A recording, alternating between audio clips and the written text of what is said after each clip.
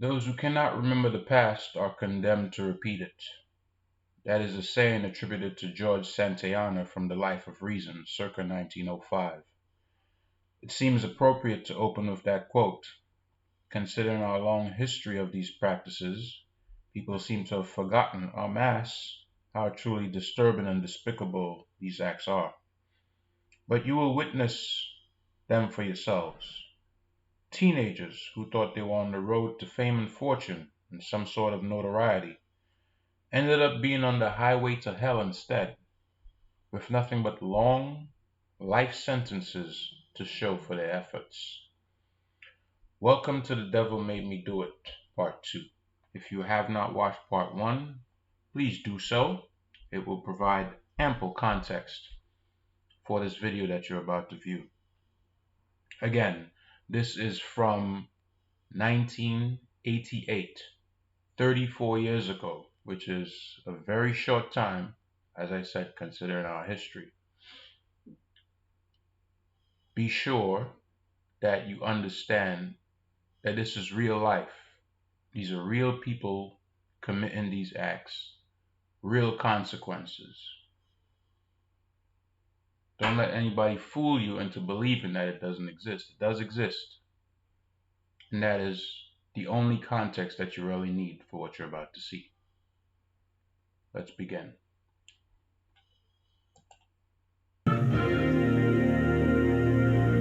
As you may have heard, we faced a much publicized dilemma in putting this program together. Many of the things about Satanism are offensive, and putting on an offensive television show was not our aim, so the most gruesome scenes have been left out. Now, what we've kept is strong. We think it's strong enough to get across an effective warning. Satanism can be cause for concern. Its roots are anywhere. Its roots are even in the very heartland of this country. Take a look. Carl Junction, Missouri. A town of about 4,000 souls in the heart of the Bible Belt, where people believe in God and the devil. Periodically, satanic graffiti and some mutilated animals turn up, causing alarmists to cry that satanic cults are operating in the area. Those charges were routinely discounted until a group of students from this high school shocked the entire nation. Late one night last December, 4 teenagers who had been dabbling in Satanism carried baseball bats, a cat, and a length of rope to an isolated spot near their small town here in Missouri. By the time the night was over, the cat had been mutilated and one of the boys beaten to death by the other 3, who then dumped his body in a well. One of the kids who did it, Pete Rowland, is now serving life sentence without parole here at this maximum security facility in Fulton, Missouri. The other 2 boys, his classmates, were also sentenced to life. Have you ever been in Here in the first interview since the murder, Pete Rowland talks about the satanic elements of the crime. What was it about Satanism that attracted you? Power. Just, you know, with power comes money, comes girls, just the feeling of people looking up to you, popularity. You're a good-looking guy, smart. Wouldn't you have those things anyway?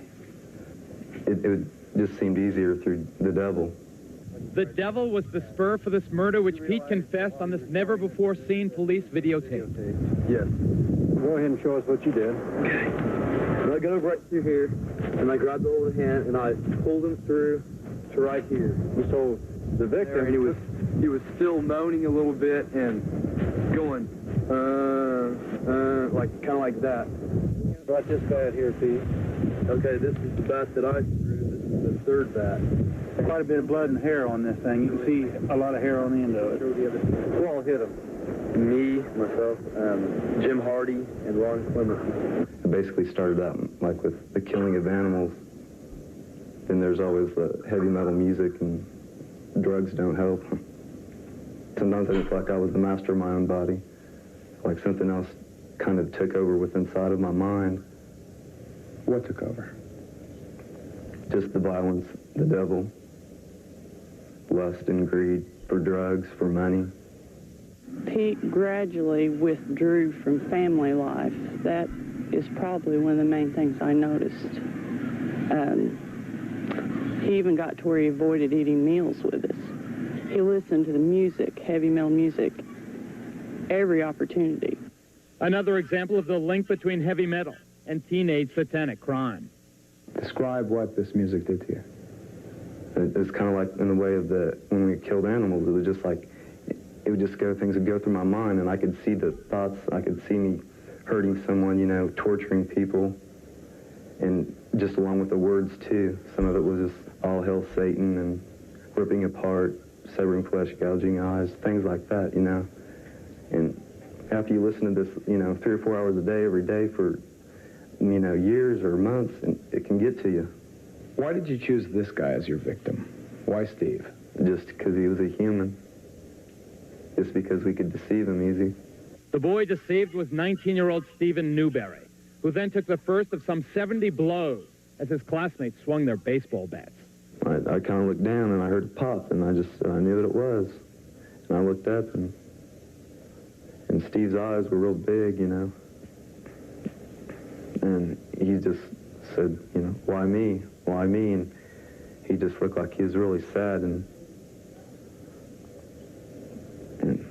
someone said, because it's fun, Steve. And then we just all just like vultures, you know.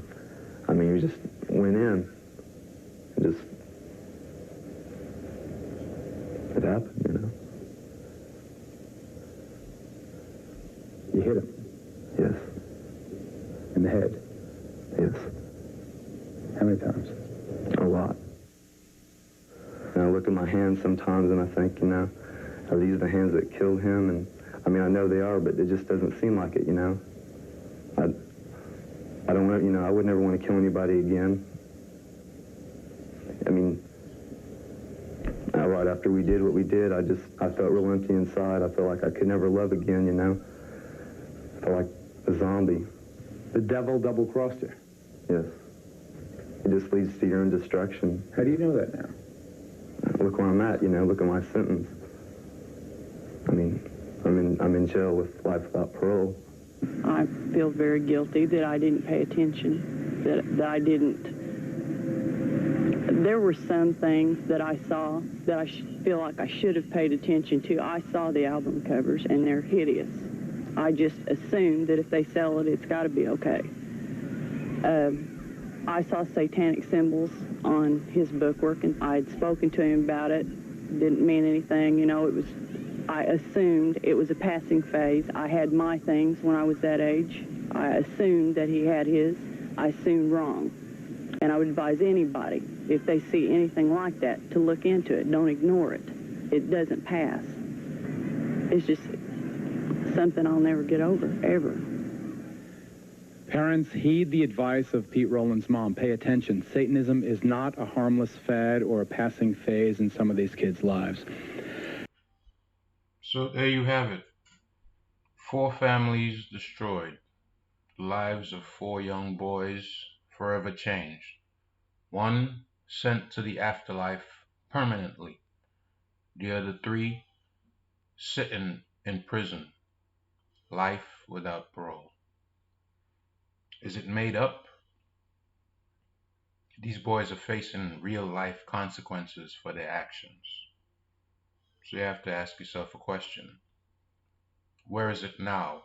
Why don't you hear about it now? Do you think it's over and done with because you don't hear about it? That would be very foolish of you. But this is just part 2. There's more to come.